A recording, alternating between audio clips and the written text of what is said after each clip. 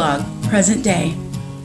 The long branches of the willow tree swayed in the breeze and skimmed the water of the lake. Light ripples created by the green leaves forming ever-increasing concentric patterns across the surface. A few ducks swam along the edges, occasionally dipping their heads under the surface and coming up with breakfast as they flapped their wings to reset them from being underwater. The tall grasses, once so full of flowers, now grew wild in the early autumn sun. Dawn was but a few hours past, and Kieran relished the serenity of this quiet place where he had spent so much of his youth. He idly rubbed his hand over a spot in the tree's trunk where long ago he had carved the letters O.C. in an intertwining pattern. He coughed lightly and sat down, the trek from the castle not a long one, but still winding him.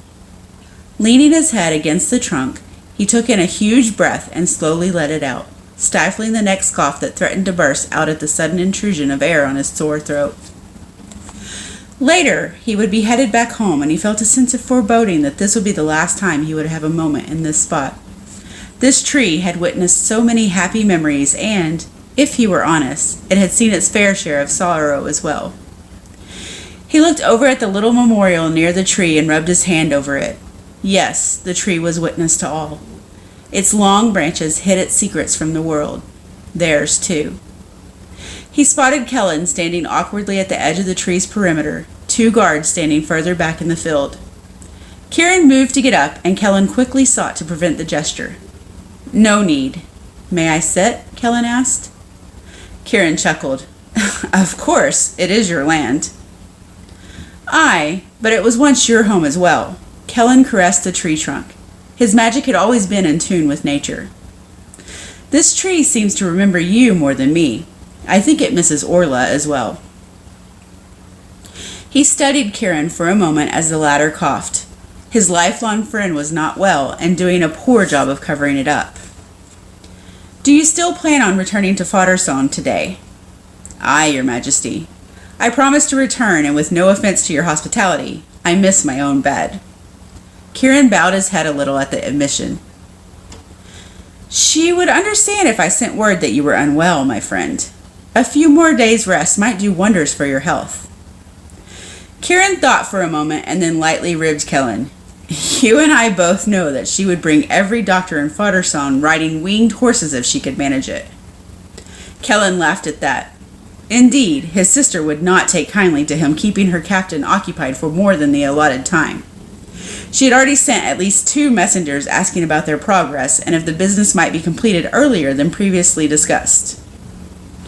"Also, you of all people should know I am no longer allowed the luxury of delay. Not since the one time. It is best I return as scheduled," Kieran said lightly. Kellen nodded. "Yes. Will you tell her?"